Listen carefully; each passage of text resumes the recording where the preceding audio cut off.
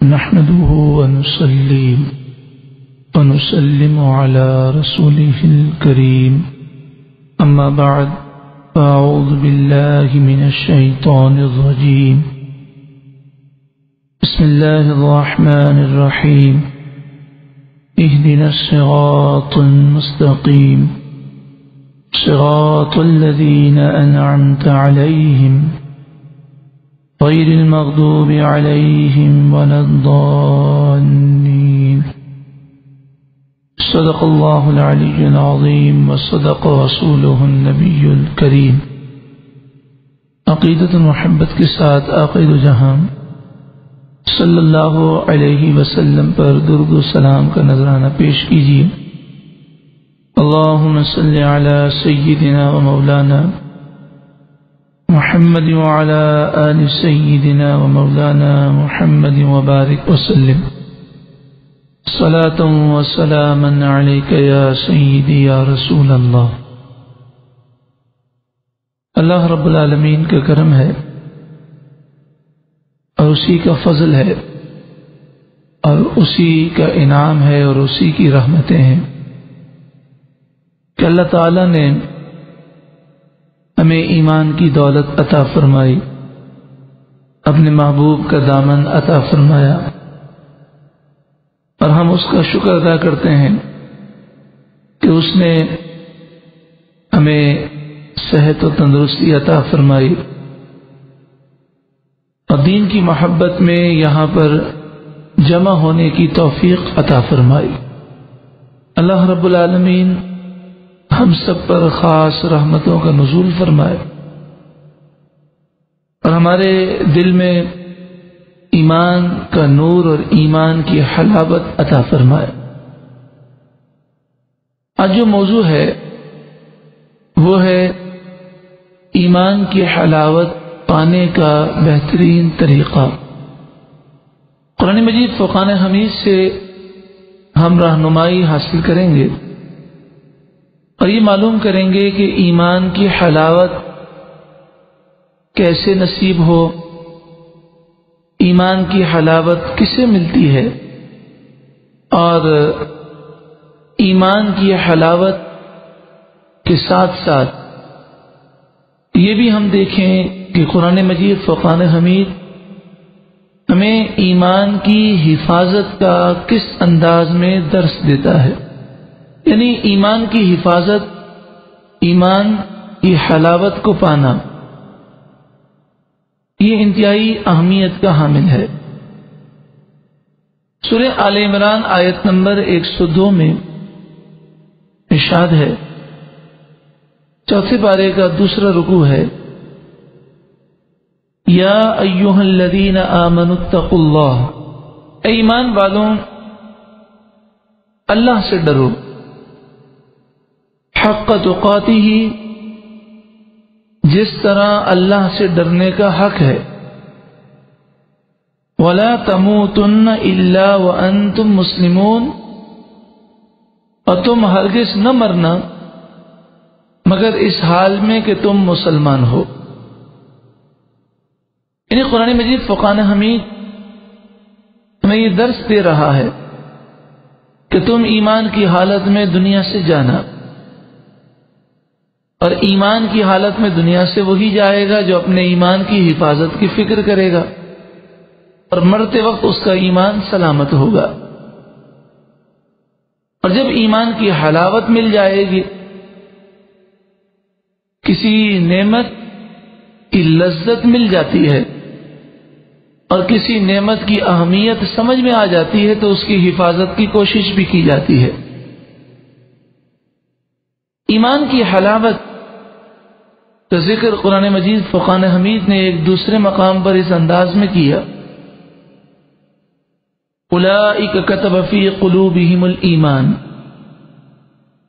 یہی وہ لوگ ہیں جن کے دلوں میں اللہ نے ایمان لکھ دیا، ایمان نقش کر دیا،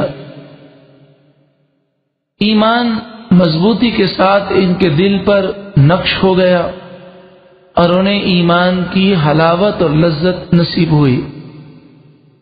وَأَيَّدَهُمْ بِرُوحٍ مِّنْ، اور یہی لوگ ہیں جن کی اللہ نے جبریل امین کے ذریعے مدد فرمائی۔ سورۃ المجادلہ کی آیت نمبر 22 ہے، جس میں اس بات کا ذکر ہے کہ جو اللہ اور اس کے رسول سے محبت کرتے ہیں اور سب سے بڑھ کر محبت کرتے ہیں، یہاں تک کہ اپنے عزیز و اقارب، اپنے باپ ولو کانوا آباءہم او ابناءہم او اخوانہم او عشیرتہم، اپنے والدین، اپنے بیٹوں، اپنے بھائیوں، اپنے خاندان کے ہر فرد سے بڑھ کر اللہ اور اس کے رسول اور اللہ کی راہ میں جہاد کرنے کی محبت انہیں زیادہ ہے۔ تو فرمائے یہ ایسے لوگ ہیں، اولئک کتب فی قلوبہم الایمان، اللہ نے ان کے دلوں میں ایمان لکھ دیا، نقش کر دیا۔ وأیدہم بروح من، اور جبریل امین کے ذریعے ان کی مدد فرمائی۔ وَيُدْخِلُهُمْ جَنَّاتٍ تَجْرِي مِن تَحْتِهَا الْأَنْهَارُ، اور اللہ تعالیٰ انہیں ایسی جنتوں میں داخل کرے گا جن کے نیچے نہریں رواں دواں ہیں، خالدین فیہا، وہ اس میں ہمیشہ رہیں گے۔ رضی اللہ عنہم ورضوا عنہ، اللہ ان سے راضی ہوا اور وہ اللہ سے راضی ہوئے۔ اولئک حزب اللہ، یہ اللہ کا گروہ ہے۔ الا ان حزب اللہ هم المفلحون، سن لو اللہ کا گروہ ہی کامیاب ہے۔ تو آج ہمارا عنوان ایمان کی حلاوت پانے کا بہترین طریقہ۔ ایمان کی حلاوت کسے نصیب ہوتی ہے اور ایمان کی حلاوت کون پاتا ہے، اور ہمیں ایمان کی حلاوت پانے کے لیے کیا کرنا چاہیے؟ پیارے بھائیوں اور میری بہنوں، سب سے پہلے اس بات کو جان لیں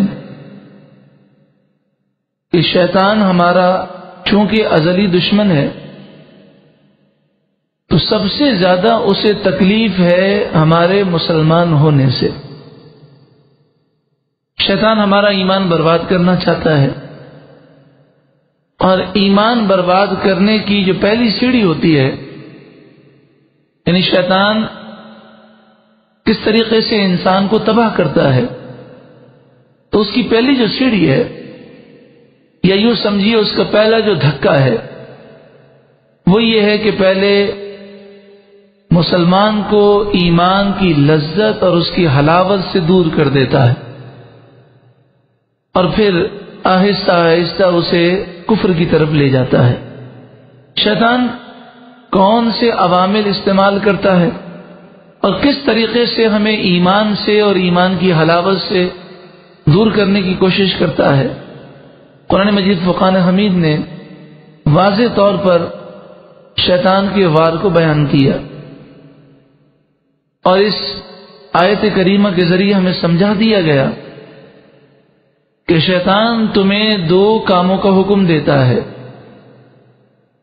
جب کوئی یہ دو کام کرتا ہے تو پھر اس کا ایمان کی حلاوت سے بھی وہ محروم ہوتا ہے، اور آخر کار پہ شیطان اس کا ایمان برباد کرنے میں بسا اوقات کامیاب ہو جاتا ہے۔ سورہ نور آیت نمبر 21، 18واں پارہ، 9واں رکوع۔ یا ایھا الذین آمنوا لا تتبعوا خطوات الشیطان، اے ایمان والوں شیطان کے قدموں کی پیروی نہ کرو، شیطان کی باتیں نہ مانو، شیطان کے پیچھے نہ چلو۔ وَمَن يَتَّبِعْ خُطُوَاتِ الشَّيْطَانِ، جو شیطان کے قدموں کی پیروی کرے گا، فَإِنَّهُ يَأْمُرُ بِالْفَحْشَاءِ وَالْمُنکَرِ، تو شیطان تو صرف فحشاء، بے حیائی اور برے کام کا حکم دیتا ہے، یعنی شیطان کا جو وار ہے وہ بے حیائی اور برے کام ہے۔ بے حیائی کی وجہ سے اور برے کاموں کی وجہ سے، ایمان کی حلاوت سے محروم ہونے کی وجہ سے ایمان کمزور ہو جاتا ہے، اور پھر کمزوری یہاں تک بڑھتی ہے کہ اس کی مثال ایک چراغ سے دی جاتی ہے کہ جب چراغ کمزور ہوتا ہے، ہلکا سا ہوتا ہے، تو ہلکی سی ہوا کا جھونکا بھی اسے بجھا دیتا ہے۔ پیارے آقا صلی اللہ علیہ وآلہ وسلم کی خدمت میں شیطان ایک بوتل لے کر آیا اور اس نے کہا کہ اس میں پانی ہے، میں اس پانی کے ایک گھونٹ کے بدلے میں، یہ ایک گھونٹ دکھانے کے بدلے میں کتنے لوگوں کا ایمان مرتے وقت چھین لیتا ہوں۔ جب انسان گناہگار ہوتا ہے تو موت کے وقت اسے شدید پیاس محسوس ہوتی ہے، ایمان کمزور ہوتا ہے، شیطان آتا ہے اس کے پاس اور کہتا ہے اگر پیاس لگی ہے تو میں تجھے پلا سکتا ہوں۔ وہ کہتا ہے کہ مجھے بڑی شدید پیاس ہے، تو شیطان کہتا ہے تو مجھے خدا کہہ دے تو میں تجھے یہ پانی پلا دوں گا۔ اب یہاں بیٹھے بیٹھے تو بات سن کر تو عجیب سا محسوس ہوتا ہے کہ بھئی ہم سے کوئی کہے، ہم چاہے کتنے بھی پیاسے ہوں، کتنے بھی بھوکے ہوں، ہمارا دل یہ کہتا ہے کہ اگر کوئی ہم سے کہے کہ میں تمہیں کھانا دیتا ہوں، تم کفر اختیار کرو، تو مومن کی زبان سے ہی نکلے گا کہ میری جان کے ٹکڑے ٹکڑے ہو جائیں میری جسم کے، مگر میں کفر اختیار نہیں کروں گا۔ لیکن بات ہو رہی ہے مرتے وقت کہ جس کا ایمان کمزور ہوتا ہے تو پھر مرتے وقت وہ اپنے ایمان کو قابو نہیں کر سکتا، ایمان پر سلامتی نہیں رکھ سکتا۔ اور پیارے آقا صلی اللہ علیہ وسلم نے فرمایا وہ شیطان کی باتوں میں آ کر اسے خدا کہہ دیتا ہے، وہ جو کفر بکوانا چاہتا ہے وہ بک دیتا ہے۔ یہاں تک حدیث پاک میں ہے شیطان مرنے والے کے پاس آتا ہے اس کے فوت شدہ رشتہ داروں کی شکل میں، مثلا ماں کا انتقال ہو گیا تھا تو ماں کی شکل میں آتا ہے، اور ماں اس سے کہتی ہے بیٹا دیکھ میں مسلمان تھی اور میں سمجھتی تھی کہ یہ مسلک، یہ مذہب، یہ حق ہے، لیکن مرنے کے بعد معلوم ہوا کہ یہ تو حق نہیں ہے، یہودی مذہب حق ہے، میں تو بہت عذاب میں گرفتار ہوں مسلمان ہونے کی وجہ سے، اب میں تجھے نصیحت کرتی ہوں کہ تو یہودی ہو جا۔ جس کا ایمان کمزور ہوتا ہے وہ موت کے وقت فیصلہ نہیں کر سکتا اور وہ بک دیتا ہے۔ آپ نے دیکھا ہوگا کہ آدمی جب پریشان ہوتا ہے، بخار میں ہوتا ہے، شدید سر میں درد ہوتا ہے تو وہ نہ بولنے کی باتیں بھی بول دیتا ہے۔ یہ تو مثال حدیث پاک میں یہودی مذہب کی دی گئی، لیکن اس حدیث کی شرح میں علماء نے جو کلام کیا انہوں نے کہا یہ بھی ممکن ہے کہ شیطان کسی بدعقیدہ کی روپ میں آئے، یعنی شیطان کسی بدعقیدہ شخص کے روپ میں آئے اور کہے دیکھو تم مجھے قادیانی کہتے تھے اور غلط کہتے تھے، دیکھو میں تو جنت کی بہاریں لوٹ رہا ہوں، دیکھو یہ جنت تمہیں نظر آ رہی ہے، اگر تم سلامتی چاہتے ہو تم بھی قادیانی ہو جاؤ، تم بھی گستاخ صحابہ بن جاؤ، تم بھی گستاخ رسول بن جاؤ۔ تو جس کا ایمان کمزور ہوگا، جو ایمان کی حلاوت و لذتوں سے محروم ہوگا، پھر خطرہ یہ ہے کہ وہ کفر اختیار کر لے۔ اسی لیے پیارے آقا صلی اللہ علیہ وآلہ وسلم نے ہمیں تعلیم دی، اور آپ صلی اللہ علیہ وسلم کا یہ معمول کہ آپ صلی اللہ علیہ وآلہ وسلم اکثر یہ دعا فرماتے، یا مقلب القلوب ثبت قلوبنا علی دینک، اے دلوں کو پھیرنے والے میرے ثبت قلبی علی دینک، میرے دل کو تیرے دین پر ثابت قدمی دے دے۔ اصل مسئلہ ایمان کی حفاظت کا ہے۔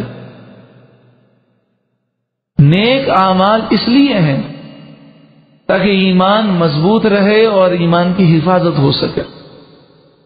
اصل کامیابی یہ ہے کہ انسان کا خاتمہ ایمان پر ہو، اور یہ نیک اعمال اسی کے لیے ہیں کہ ایمان کی حفاظت ہو سکے۔ تو اس آیت کریمہ سے معلوم ہوا فَإِنَّهُ يَأْمُرُ بِالْفَحْشَاءِ، شیطان بے حیائی کا حکم دیتا ہے، تو بے حیائی کے ذریعے شیطان ایمان سے اور ایمان کی حلاوت سے محروم کر دیتا ہے۔ بے حیائی سے اسلام کو کتنی نفرت ہے۔ پورے قرآن مجید فرقان حمید میں جن گناہوں کی شدت کے ساتھ مذمت کی گئی ان میں بے حیائی اور بے پردگی بھی ہے۔ بے حیائی کی سزا سب سے زیادہ سخت رکھی گئی۔ دیکھیے، اگر کوئی شخص زنا کرتا ہے اور وہ شادی شدہ ہے تو اس کو اسلام نے سزا مقرر کی کہ سب کے سامنے اسے کھڑا کیا جائے اور اس پر رحم نہ کیا جائے، گڑھا کھود کر اسے آدھا گڑھے کے اندر رکھا جائے اور سارے لوگ جمع ہو کر اس پر پتھر برسائیں۔ ذرا سوچیں، وہ اسلام جو ایک کتے کا خیال کرنے کا ہمیں حکم دیتا ہے، اور وہ آقا صلی اللہ علیہ وسلم جو رحمت للعالمین بن کر آئے کہ آپ نے پتھر کھائے ہیں لیکن پتھر کافروں پر برسائے نہیں ہیں۔ وہ آقا صلی اللہ علیہ وآلہ وسلم کہ طائف کے میدان میں زخمی ہونے کے باوجود پہاڑوں کے فرشتے سے فرماتے ہیں کہ نہیں، طائف کے لوگوں کو میں کچلنے کا تمہیں نہیں کہوں گا، کیونکہ یہ مجھے جانتے نہیں ہیں، یہ قوم سمجھ نہیں رکھتی، ہو سکتا ہے یہ یا بعد میں ان کی نسلیں مجھ پر ایمان لے آئیں۔ وہ آقا جو رحمت للعالمین بن کر آیا، آپ نے خود یہ سزا مقرر کی کہ جو یہ کام کرے اسے سب کے سامنے گڑھے میں کس طرح کھڑا کیا جائے کہ آدھا وہ گڑھے میں ہو اور لوگ سب اس پر پتھر برسائیں، اس کا سر پھوڑ دیں، اس کی آنکھیں پھوڑ دیں، اس کا جسم پھوڑ دیں اور اسے لہو لہان کر کے ہلاک کر دیں۔ آپ سوچیں کہ بے حیائی سے اسلام کو کتنی نفرت، اور وہاں تک انسان پہنچتا کیسے ہے؟ اس کا ذریعہ بے حیائی ہے، اس کی سیڑھیاں یہ بے حیائی کے مختلف انداز ہیں۔ سورہ نور آیت نمبر 19 میں اللہ رب العالمین ارشاد فرماتا ہے ان الذین یحبون ان تشیع الفاحشۃ فی الذین آمنوا، بے شک وہ لوگ جو مسلمانوں میں بے حیائی پھیلانا چاہتے ہیں، بے شک وہ لوگ جو مسلمانوں میں بے حیائی پھیلانا چاہتے ہیں، لہم عذاب علیم فی الدنیا والآخرہ، ان کے لیے دنیا میں بھی دردناک عذاب ہے اور آخرت میں بھی دردناک عذاب ہے۔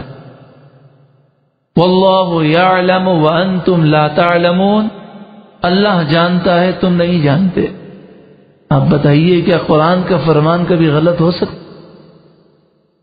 قرآن نے فرما دیا کہ جو بے حیائی کو عام کرنے کا سبب بنے گا، جو بے حیائی پھیلائے گا، آخرت میں بھی اللہ کے قہر سے بچے گا نہیں اور دنیا میں بھی دردناک عذاب ہے۔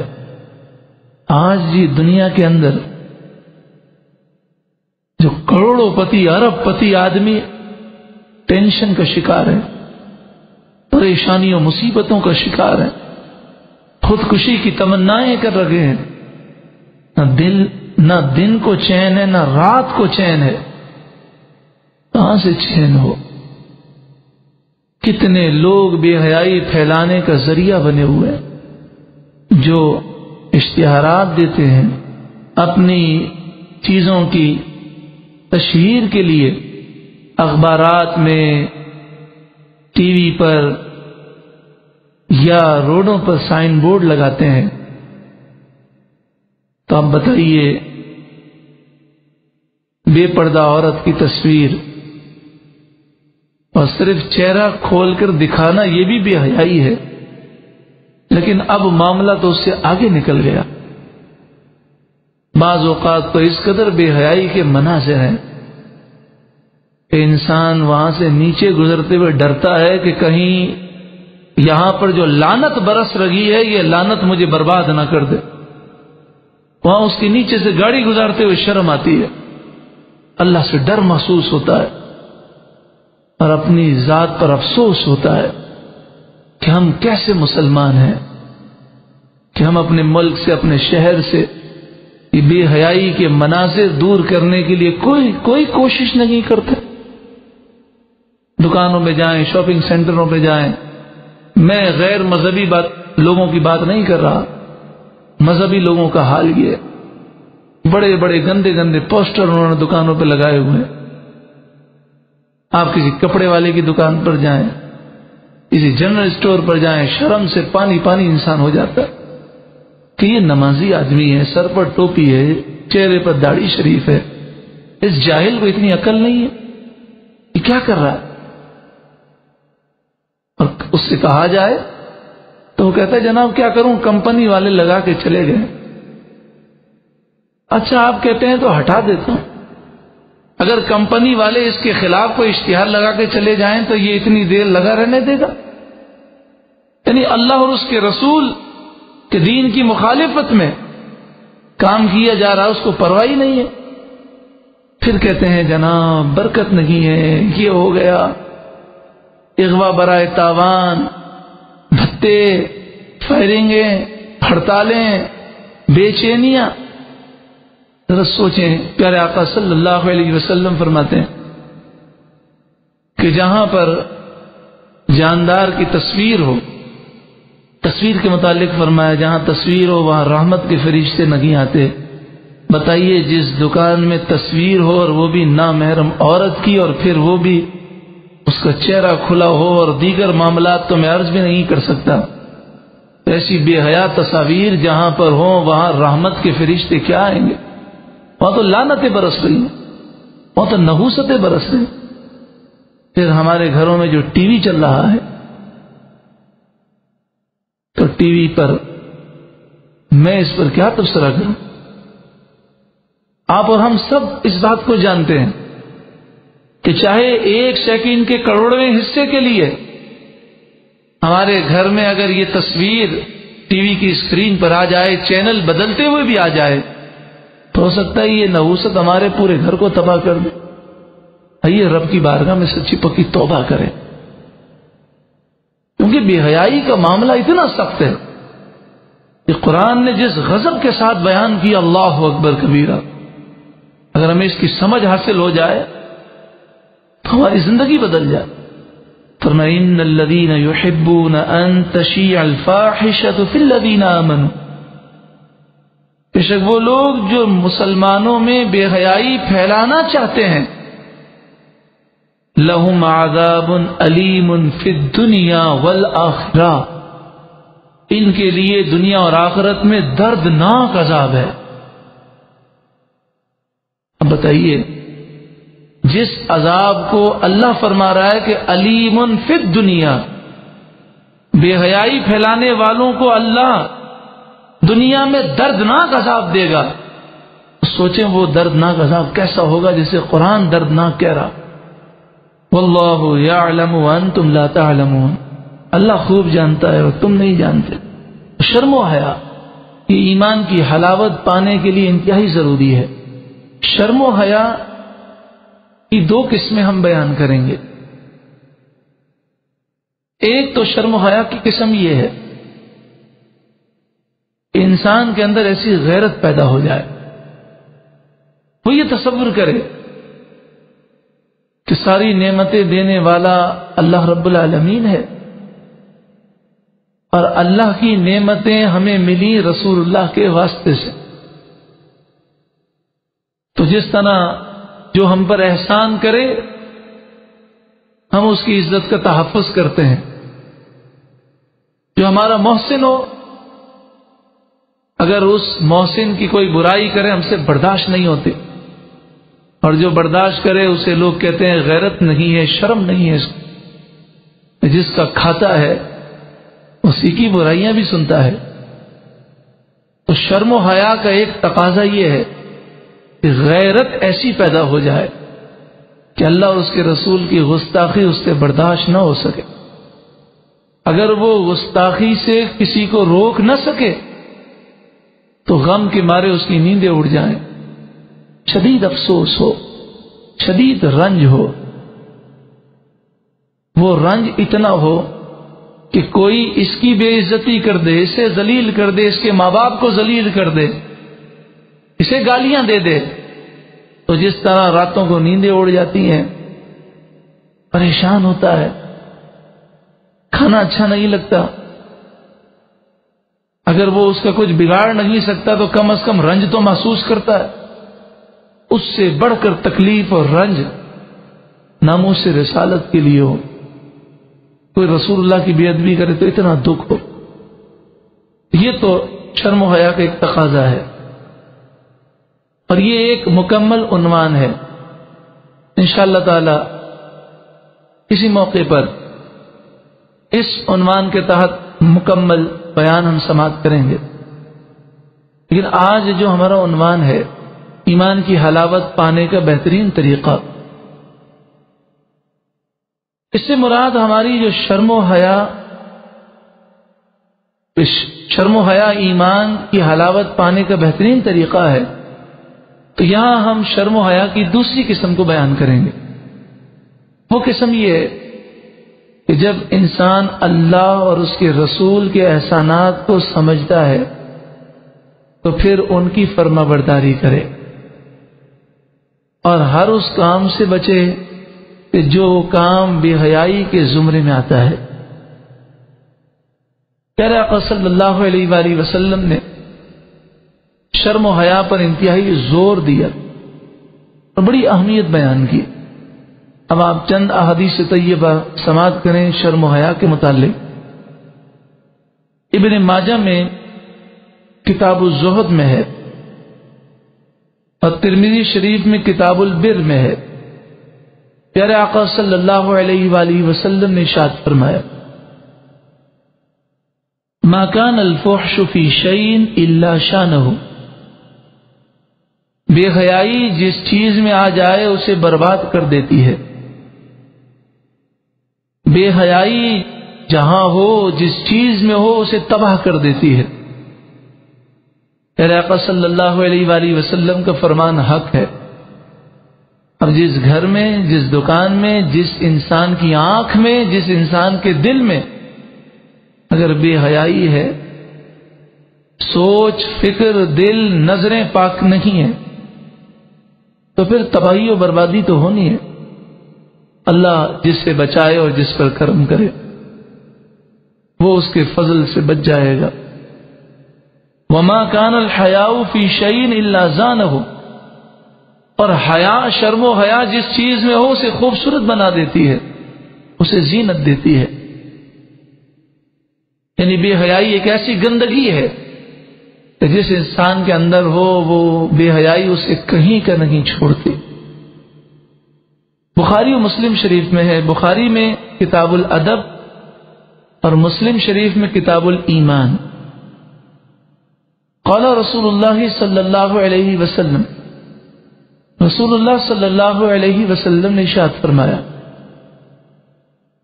الحیاء لا یأتی الا بخیر. شرم و حیا صرف و صرف خیر لاتی ہے. شرم و حیا میں برکت ہی برکت ہے. دوسری حدیث پاک میں ہے، صحابہ کہتے ہیں کنا مع النبی صلی اللہ علیہ وسلم، ہم رسول اللہ صلی اللہ علیہ وآلہ وسلم کے ساتھ تھے. فذکر عنده الحیا، حضور صلی اللہ علیہ وآلہ وسلم کے سامنے شرم و حیا کا ذکر ہوا. فقالوا یا رسول اللہ الحیاء من الدین. لوگوں نے عرض کی یا رسول اللہ صلی اللہ علیہ وسلم کیا حیا، شرم دین میں سے ہے؟ فقال رسول اللہ صلی اللہ علیہ وسلم، رسول اللہ صلی اللہ علیہ وسلم نے ارشاد فرمایا: بل هو الدین کلہ، بلکہ پورا دین ہی شرم و حیا ہے. یعنی جو شرم و حیا سے دور ہے وہ دین سے دور ہے. اور جو شرم و حیا کا پیکر ہے اس نے پورے دین کو تھام لیا۔ ایک موقع پر آپ نے حضرت عائشہ سے فرمایا، یا عائشہ، تو اے عائشہ، لو کان الحیاء رجلا،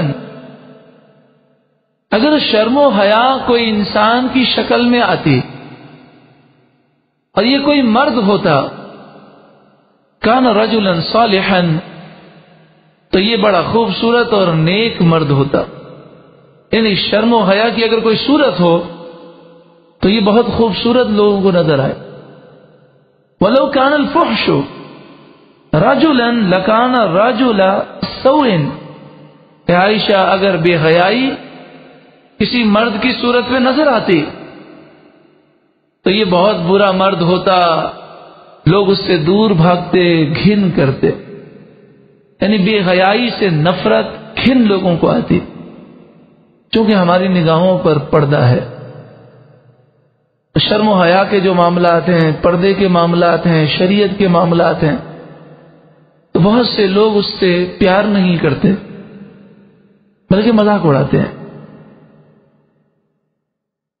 اگر آپ کسی دکان پر جائیں اور کوئی دکاندار، کاروبار کرنے والا ایسا ہو کہ اگر اس کے سامنے کوئی مسلمان بہن بے پردہ آ جائے تو شرم کے مارے وہ اپنی نگاہ جھکا دے، اور نگاہ جھکا کر بات کر رہا ہو، پھر اسے شرم بھی محسوس ہو اور وہ غیر ضروری گفتگو نہ کرے، جو سوال ہو اس میں بھی ضروری اور مختصر جواب دے، تو لوگ دکان سے باہر نکل کر کہہ کے مارتے ہیں، کہتے ہیں بڑا شرمیلا ہے۔ یعنی جس چیز کو اسلام نے، رسول اللہ نے خوبی اور خوبصورتی قرار دیا، نگاہوں پر ایسے پردے گندے پڑے ہیں کہ وہ گندگی لگتی ہے، وہ دقیانوسی باتیں لگتی ہیں، اسے لوگ بیکورڈ سمجھتے ہیں۔ اور جس سے رسول اللہ صلی اللہ علیہ وسلم نے شدید نفرت کا اظہار کیا، جسے گندگی کا ڈھیر کہا، اگر بے پردہ عورت باہر نکلے، بے حیائی کے مناظر ہوں، کاش ہمارے دلوں میں یہ سوچ پیدا ہو جائے اور ہماری نگاہوں سے بھی غفلت کے پردے ہٹ جائیں، ہم غلط کو غلط سمجھیں اور اس سے گھن کریں، جس طرح اللہ والوں کو گناہوں سے گھن ہوتی تھی۔ ابن ماجہ میں کتاب الزہد میں ہے، پیارے آقا صلی اللہ علیہ وسلم نے فرمایا، ان لکل دین خلقا، ہر دین اور ہر مذہب کا ایک ضابطہ ہے، ایک نظام ہے۔ وخلق الاسلام الحیا، اسلام کا پورا نظام شرم و حیا پر مشتمل ہے۔ یعنی شرم و حیا کتنی اہمیت کی حامل ہے۔ آپ کیا سمجھتے ہیں یہ کافر ہمارے قرآن پر، ہماری احادیث طیبہ پر ہم سے زیادہ ریسرچ کرنے لگے، اور یہ اس چیز کو سمجھ چکے ہیں کہ مسلمانوں کو کھوکھلا کرنے کے لیے شرم و حیا کا جنازہ نکالو۔ ان کے نوجوانوں کے ذہنوں کو گندا کر دو۔ تعلیمی ادارے، یہ اسکول، یہ کالج، یہ یونیورسٹیاں، ایک میں سخت جملہ کہہ رہا ہوں، جملہ بڑا سخت ہے، اکثر لوگوں کو یہ ہضم نہیں ہوتا، لیکن بعض باتیں حقیقت ہیں، ہر ایک کا ضمیر اس بات کو تسلیم ضرور کرے گا کہ اکثر اسکول، کالج اور یونیورسٹیاں تعلیم کے مراکز نہیں، بے حیائی پھیلانے کا ذریعہ ہے، فحاشی اور اوریانی کے اڈے لگتے ہیں۔ ماحول اس قدر گھن والا ہوتا ہے کہ اگر ایمان کی حلاوت ہوتی، کوئی اس میں پاؤں رکھتا تو گھن سے بے ہوش ہو جاتا۔ اس قدر گندا ماحول، اور پھر اس گندے ماحول نے ہمارے نوجوانوں کو تعلیم سے دور کر دیا۔ سب سے زیادہ نقصان ہمارے نوجوانوں کو ہوا۔ آج دیکھ لیں، عورتوں کا رزلٹ، بچیوں کا رزلٹ اچھا آتا ہے، لیکن لڑکے یہ پڑھائی میں بالکل 0/0 ہیں، کیونکہ ان کے ذہنوں کو گندا کر دیا گیا۔ اور حال اتنا برا ہوا یہ کوئی بات میں ہنسنے کے لیے نہیں کہہ رہا، یہ ہنسنے والی بات نہیں، اس پر استغفر اللہ پڑھنا چاہیے کہ ہمیں دینی اور دنیاوی اعتبار سے کتنا تباہ کر دیا گیا۔ میٹرک کے امتحان ہوئے اور یہ مناظر عام تھے، فرسٹ ایئر سیکنڈ ایئر کے امتحانات ہوئے، یہ مناظر عام تھے کہ بچوں کو ایک رات پہلے جو پرچہ آنا تھا وہ پرچہ مل گیا، 2000 روپے میں، 1000 روپے میں، 5000 میں، یعنی جو کل پیپر آنا ہے وہ رات کو مل گیا، اور ان سے کہا گیا کہ یہ پیپر انہوں نے لے لیا اور کتاب بھی موجود تھی۔ اب رات کو ان کو کام کیا کرنا تھا؟ کام یہ کرنا تھا بس کتاب میں سے سوال کا جواب ڈھونڈنا ہے، اسے پھاڑنا ہے اور اسے جیب میں رکھنا ہے اور صبح چلے جانا اور اسے لکھ لینا ہے۔ یہ تعلیمی حال ہے، لیکن بچوں کا حال اتنا برا تھا کہ ان کے سامنے سوال نامہ تھا، کتاب سامنے تھی، اس کتاب میں سے بھی وہ ڈھونڈ نہیں پا رہے تھے کہ اس سوال کا جواب کدھر لکھا ہوا ہے۔ یہ کوئی ہنسنے والی بات نہیں، ہمیں خون کے آنسو رونا چاہیے کہ ہم دینی اور دنیاوی اعتبار سے تباہ ہو چکے ہیں۔ بتائیے جو بچہ میٹرک کے اندر اس انداز میں پیپر کرے، ایک سینٹر پر بچے گئے تو کہا 5000 روپے دیں، یہ کاپی لے لیں، سوال بھی لکھا ہوا تھا، جواب بھی لکھا ہوا تھا، صرف کاپی پر نام لکھیں اور جمع کروا دیں۔ بتائیے جس قوم کا یہ حال ہو، وہ قوم کیا دشمنان اسلام سے مقابلہ کرے گی؟ اس قوم میں محمد بن قاسم کہاں سے پیدا ہوں؟ حالانکہ شرم و حیا ہوتی تو معلوم ہوتا شرعی مسئلہ یہ ہے کہ نقل کرنا یہ خیانت ہے، کسی کو نقل کروانا یہ بھی حرام ہے اور نقل کرنا بھی حرام، کسی کاپی میں جھانکنا بھی حرام ہے، کسی سے پوچھنا بھی حرام ہے، یہ تو خیانت ہے، یہ تو دھوکہ ہے۔ اگر شرم و حیا کے پیکر بنتے تو معلوم ہوتا، شرم ہوتی کہ ہم کیسی خیانت کر رہے۔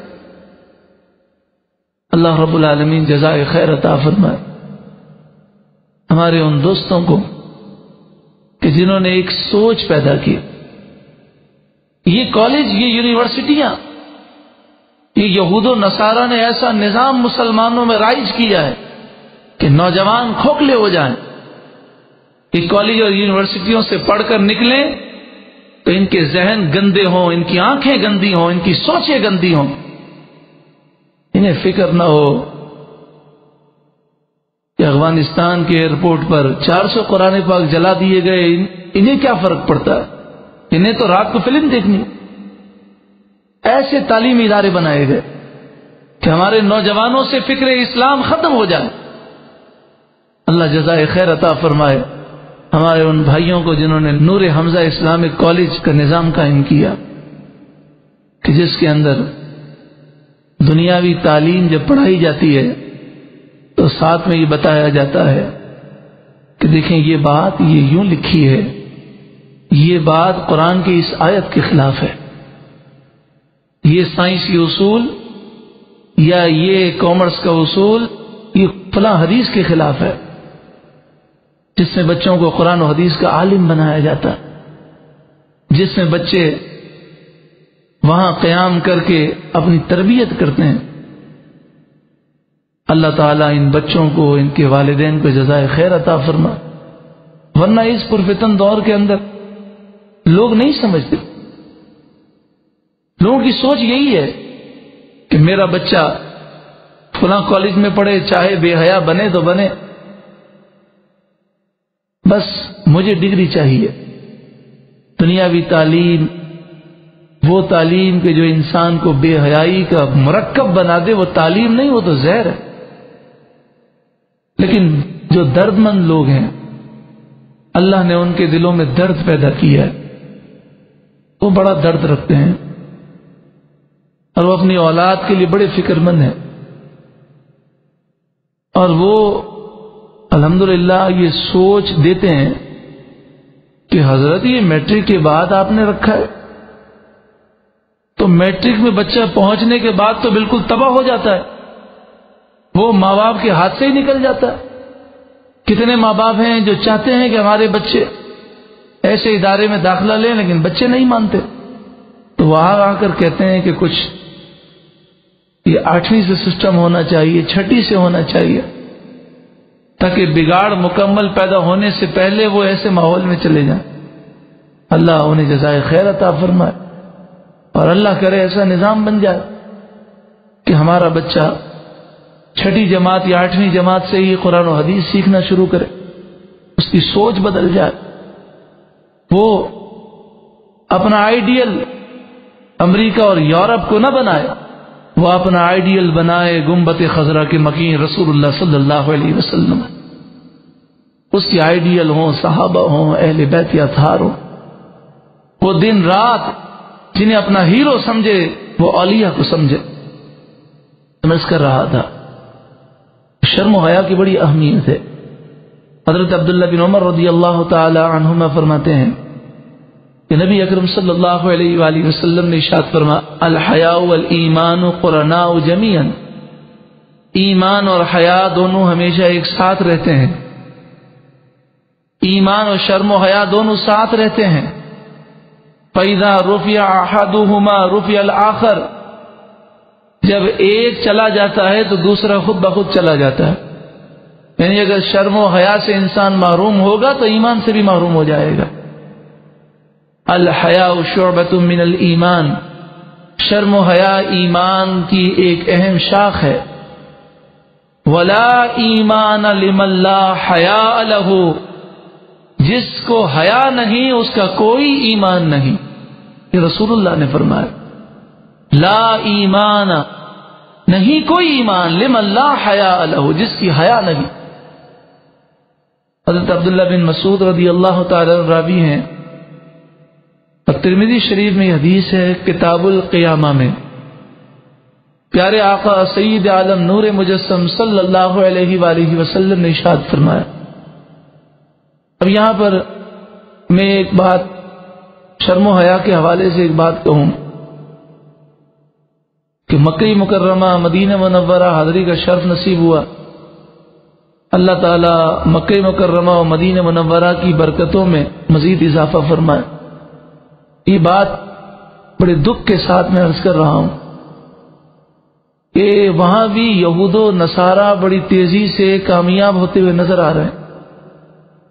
بے ادبی انہوں نے عام کر دی ہے، نہ لوگ قرآن کا ادب کرتے ہیں، نہ خانہ کعبہ کا ادب کرتے ہیں، نہ نمازی کا کوئی ادب کرتے ہیں۔ بہت سے ایسے لوگ ہیں، اور بعض گستاخ دن رات رسول اللہ کی گستاخی کرتے رہتے ہیں، ان کی ڈیوٹی یہی ہے، ان کا کام ہی یہی ہے۔ اب یہ تو دل جلانے والے مناظر ہیں، لیکن اب تقریباً چند سالوں سے بڑا عجیب و غریب منظر ہو گیا ہے۔ ہر ہوٹل میں ٹی وی، ہر ہوٹل کے نیچے ٹی وی، اور 24 گھنٹے ٹی وی چلتا رہتا ہے، اور ٹی وی پر کوئی پابندی نہیں ہے۔ جس قسم کا پروگرام وہ ڈش کے ذریعے دیکھنا چاہیں وہ چلتے رہتے ہیں، اور بعض اوقات تو ہوٹلوں میں حال یہ ہوتا ہے کہ آدمی ہوٹل میں جائے تو ہوٹل کے دروازے سے لے کر لفٹ تک جانا اس کے لیے مشکل ہوتا ہے، ایسے مناظر ٹی وی پہ چل رہے ہو۔ تو اب آپ سوچیں کہ جس مبارک شہر مکہ مکرمہ و مدینہ منورہ، جب اس کا تقدس پامال کیا جائے گا تو مسلمانوں پر اللہ کا غضب تو آئے گا۔ ایک منظر میں نے وہ دیکھا کہ بس یہ منظر بڑا دکھ بھرا ہے۔ وہاں لوگوں نے بتایا کہ اب کچھ یہ بھی ہونے لگا ہے کہ نوجوان لڑکے گاڑیوں میں جو وہاں کے ہیں، سعودی ہیں، وہ گاڑیوں میں زور زور سے گانے بجاتے ہوئے، زور زور سے وہ گانے بجاتے ہوئے روڈوں سے گزرتے ہیں۔ کہا یہ منظر ہم نے کبھی پہلے نہیں دیکھا تھا، لیکن اب یہ شروع ہو گیا۔ تقریباً رات کے 3 بجے تھے، سید الشہداء حضرت حمزہ رضی اللہ تعالیٰ عنہ کی بارگاہ میں ہم حاضر تھے، اور وہاں سے اب حرم شریف کی طرف آ رہے تھے۔ تو سید الشہداء حضرت حمزہ رضی اللہ تعالیٰ عنہ کہ مزار اقدس سے کچھ فاصلے پر ایک کھلی جگہ ہے، اور وہاں پر سعودی لوگ آتے ہیں وہاں پر، اور وہ گاڑیاں پارک کرتے ہیں اور گپ شپ کرتے ہیں۔ تو وہاں ایک گاڑی کھڑی تھی، تو ہم نے کہا کہ اسے ہم کہتے ہیں، کیونکہ وہاں ٹیکسی اور گاڑی کے سمجھ میں نہیں آتا، ہم نے کہا اسے کہتے ہیں کہ بھائی حرم شریف جانا ہے۔ تو ہم جیسے ہی گاڑی کے قریب گئے تو گاڑی کی ہر سیٹ کے پیچھے، گاڑی کی جو 2 سیٹیں پیچھے ہوتی ہیں اس پر ٹی وی اسکرین لگی تھی، آگے ٹی وی اسکرین لگی تھی، اور اس پر گندے مناظر تھے، وہ میں الفاظ آپ کو بیان نہیں کر سکتا۔ اور ان نوجوانوں نے ہمیں دیکھ کر گانے کی آواز اور تیز کر دی۔ بتائیے، جس شہر کے اندر، جس شہر کے تقدس اور سید الشہداء کے مزار کے تقدس کو پامال کیا جائے گا، جو قوم یہ کرے تو پھر اس قوم کے ساتھ وہی ہوتا ہے جو بنی اسرائیل کے ساتھ ہوا۔ پھر کفار مسلط ہو جاتے ہیں، پھر وہ چن چن کے قتل کرتے ہیں۔ آج پورا عالم اسلام پریشان ہے۔ اللہ تبارک و تعالی ہماری مغفرت فرمائے اور ہمیں سچی پکی توبہ کی توفیق عطا فرمائے، اور وہاں جو حکمراں ہیں اللہ ان کو بھی توفیق دے اور ہمارے حکمرانوں کو بھی توفیق دے کہ وہ ایسے معاملات پر سختی کرے، اور یہ جو پھیل رہی ہیں بے حیائیاں اس پر کوئی دیوار قائم کریں، انہیں سزا دے۔ حضرت عبداللہ بن مسعود رضی اللہ تعالیٰ عنہ فرماتے ہیں کہ نبی اکرم صلی اللہ علیہ وآلہ وسلم نے ارشاد فرمایا، استحیوا من اللہ حق الحیا، جس طرح اللہ سے حیا کرنے کا حق ہے حیا کرو۔ قال قلنا یا نبی اللہ انا لنستحیی والحمد للہ، صحابہ کہتے ہیں ہم نے عرض کی یا رسول اللہ صلی اللہ علیہ وسلم، ہم سب حیا کرتے ہیں، اللہ کا شکر ہے، الحمدللہ۔ قال لیس ذلک، آپ صلی اللہ علیہ وسلم نے فرمایا شرم و حیا یہ نہیں ہے، ولكن الاستحیاء من اللہ حق الحیاء ان تحفظ الرأس وما وعى، شرم و حیا یہ ہے، اللہ کی بارگاہ میں حیا کا حق یہ ہے کہ تو اپنے سر کی حفاظت کر، اور سر میں جتنے اعضاء ہیں سب کی حفاظت کر۔ تیری آنکھ بھی بے حیائی نہ کرے، تیرا کان بھی بے حیائی نہ سنے، تیری زبان بھی بے حیائی نہ بولے، تیرا ذہن، تیری سوچ بھی بے حیائی کی طرف نہ جائے۔ وَتَحْفَظَ الْبَطْنَ وَمَا حَوَى، اور تو پیٹ اور پیٹ کے ارد گرد جو چیزیں ہیں اسے گناہ سے بچا۔ وَلْتَذْكُرِ الْمَوْتَ وَالْبِلَا، اور شرم و حیا یہ ہے کہ تو موت کو یاد کر، اور اس منظر کو یاد کر جب ہڈیاں گل سڑ جائیں گی۔ وَمَنْ أَرَادَ الْآخِرَةَ تَرَكَ زِينَةَ الدُّنْيَا، جو آخرت چاہتا ہے وہ دنیا کی زینت چھوڑ دیتا ہے، جو آخرت چاہتا ہے وہ دنیا کی خاطر گناہ نہیں کرتا، جو قبر و آخرت میں راحت چاہتا ہے وہ گناہوں کی لذتوں کو ٹھکرا دیتا ہے۔ فَمَنْ فَعَلَ ذَلِكَ، جو ایسا کرے، فَقَدْ اسْتَحْيَا مِنَ اللَّهِ حَقَّ الْحَيَاءِ، تو بے شک اس نے اللہ تعالی سے حیا کی جیسی حیا کرنی چاہیے۔ آج کتنے مذہبی لوگ ہیں جن کے گھروں میں پردہ نہیں پایا جاتا، کزنس آپس میں پردہ نہیں کرتے، کزن سے نگاہوں کی حفاظت نہیں کی جاتی۔ کتنے مذہبی گھرانے، دیور اور بھابھی کے درمیان پردہ کتنا سخت ہے، لیکن اس طرف توجہ نہیں۔ پیارے آقا صلی اللہ علیہ وآلہ وسلم نے ارشاد فرمایا کتاب الفتن میں، امام ابن ماجہ نے حدیث لکھی، اور حضرت عبداللہ بن عمر رضی اللہ تعالی عنہما اس حدیث کے راوی ہیں۔ غور سے سنیں، اگر ذرا سی بھی ہم میں رمق ہوئی تو انسان کا دل ہل جائے، ان اللہ اذا اراد ان یہلک عبدا، جب اللہ تعالیٰ کسی شخص کو برباد کرنا چاہتا ہے، ان اللہ اذا اراد ان یہلک عبدا، جب اللہ تعالیٰ کسی شخص کو ہلاک و برباد کرنا چاہتا ہے، نزع منہ الحیا، تو اسے حیا سے محروم کر دیتا ہے، حیا اس سے چھین لیتا ہے، حیا اس سے کھینچ لیتا ہے۔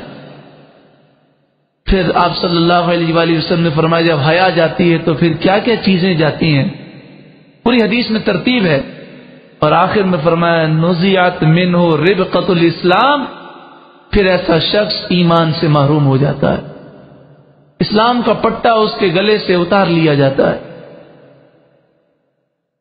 اذا فات الحیا فافعل ما شئت، شرم و حیا ہے تو سب کچھ ہے، فرمایا جب شرم و حیا چلی جائے پھر تو جو چاہے کر، پھر کون سی چیز روکے گی؟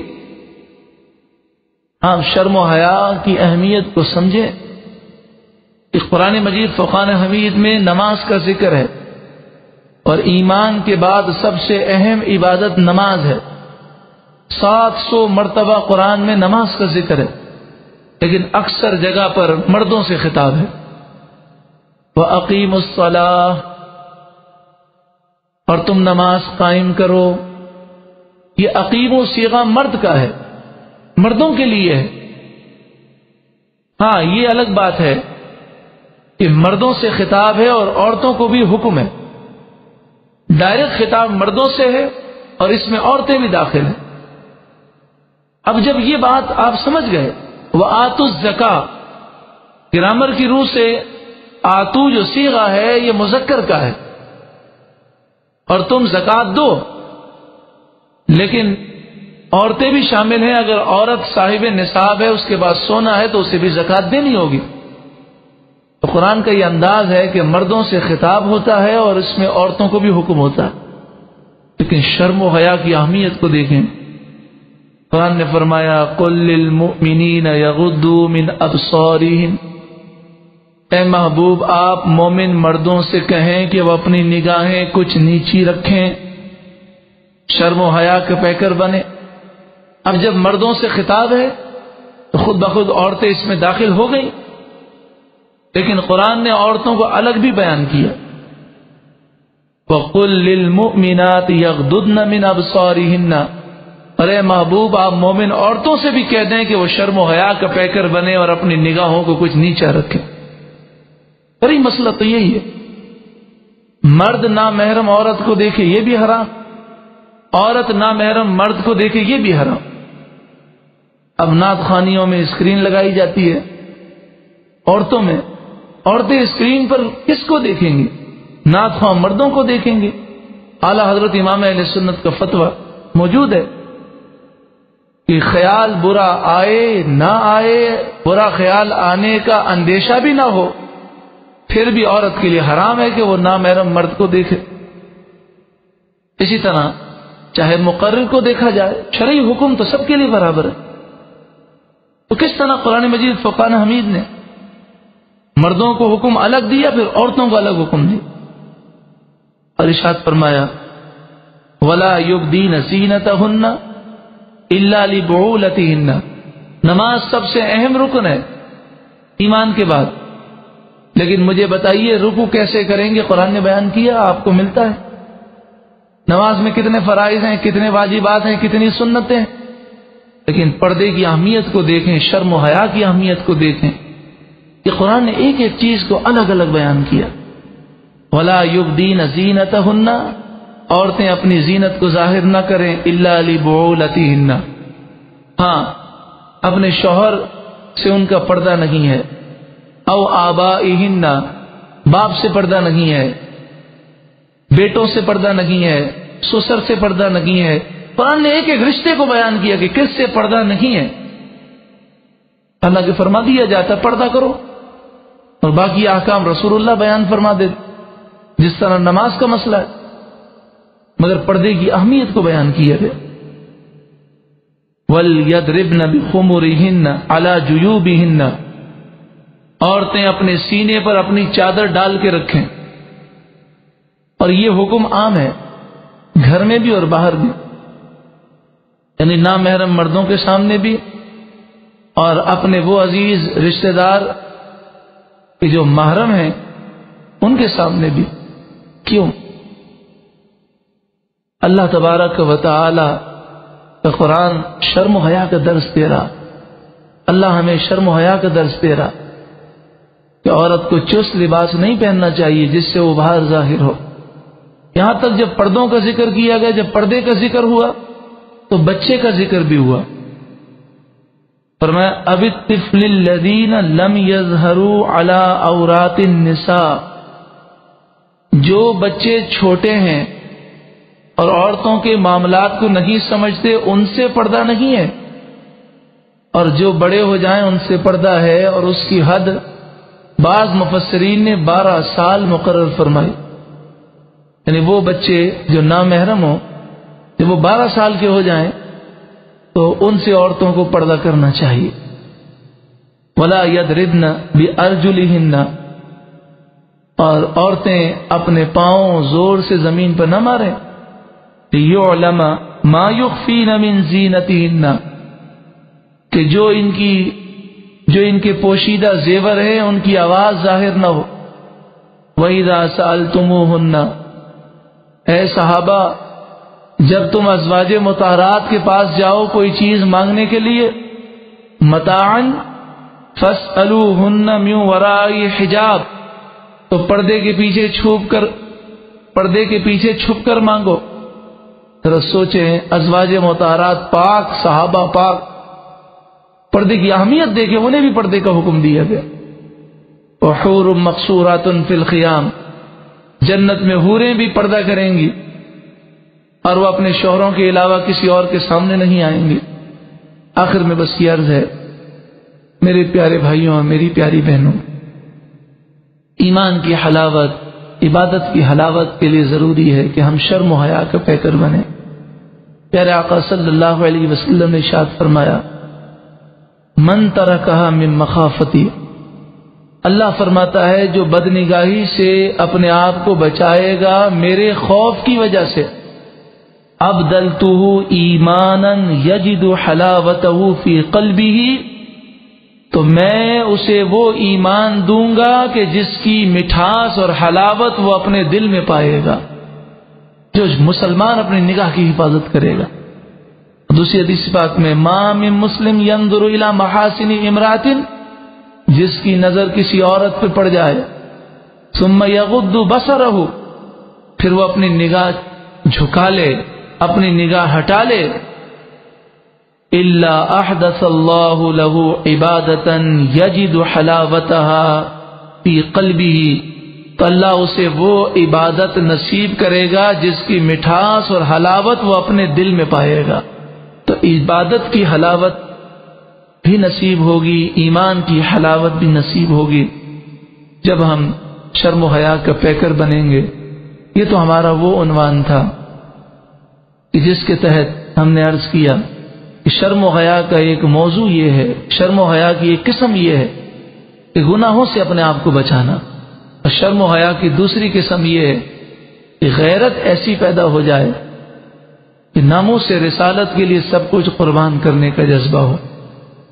اگر یہ جذبہ ہم نہیں پاتے تو کم از کم جسے یہ جذبہ نصیب ہوا اس کے خلاف بکواس کرنے سے تو بچیں، اس کے خلاف بک کرنے سے تو بچیں، کم از کم اس کے لیے دعا تو کریں، اسے قاتل تو نہ کہیں، وہ تو ناموس رسالت کا سپاہی ہے، وہ تو حضرت عمر کے نقش قدم پر ہے کہ جب حضرت عمر نے گستاخ کو دیکھا تو حضور کی عدالت میں فیصلہ لینے کے لیے نہیں گئے، آپ نے اپنی ایمانی غیرت کا ثبوت دیا۔ وہ تو صدیق اکبر کے نقش قدم پر ہے کہ جب رسول اللہ نے پوچھا اے صدیق تو نے اپنے باپ کو تھپڑ ماری کیوں؟ عرض کیا رسول اللہ اس نے آپ کی گستاخی کی۔ میں نے تو تھپڑ ماری ہے، لو کان السیف قریبا منی لقتلتہ، یا رسول اللہ اگر تلوار میرے ہاتھ میں ہوتی تو میں اپنے باپ کی گردن اڑا دیتا۔ تو رسول اللہ نے یہ نہیں فرمایا ما ورائے عدالت اور قانون کو ہاتھ میں لینا تو جرم ہے، تو کیسی بات کرتا؟ قرآن نے تائید میں آیت نازل کی اولئک کتب فی قلوبہم الایمان، یہود و نصارہ کو خوش کرنے کے لیے. اور پاکستانی حکمراں جو یہود و نصارہ کے ایجنٹ ہیں، ان کو خوش کرنے کے لیے بیان دینا تو آسان ہے، لیکن قرآن و حدیث کو بدل نہیں سکتے. کیا حضرت عمر کو یہ قانون نہیں معلوم تھا؟ اگر قانون ہاتھ میں لینا کوئی جرم ہوتا تو حضرت عمر رضی اللہ تعالیٰ عنہ کے دور مبارک میں ان بچوں نے عدالت سے پوچھے بغیر اس گستاخ پادری کو قتل کر دیا. تو حضرت عمر نے یہ کیوں کہا الان عز الاسلام، اب اسلام کو عزت ملی ہے. کیوں راوی یہ کیوں کہتے ہیں کہ حضرت عمر رضی اللہ تعالیٰ عنہ روم کی فتح سے اتنے خوش نہیں ہوئے، شام کی فتح سے اتنے خوش نہیں ہوئے، بیت المقدس کی فتح سے اتنے خوش نہیں ہوئے جتنے اس بات سے خوش ہوئے کہ بچوں نے لاٹھیاں مار مار کے گستاخ پادری کو ماورائے عدالت قتل کر دیا. اور آپ اتنے خوش ہوئے کہ آپ نے فرمایا الان عز الاسلام، اسلام کو آج عزت ملی ہے. تو میڈیا کی بولی اور ہے، یہود و نصارہ کی گفتگو اور ہے، اور اللہ اور اس کے رسول کا حکم اور ہے. تو غازی ملت عاشق رسول ممتاز حسین قادری مجرم نہیں، وہ عاشق رسول ہے. اللہ تعالی اسے جلد باعزت رہائی نصیب فرمائے، اور اس کے صدقے میں اللہ ہمیں بھی ہماری نسلوں کو بھی عشق رسول نصیب فرمائے.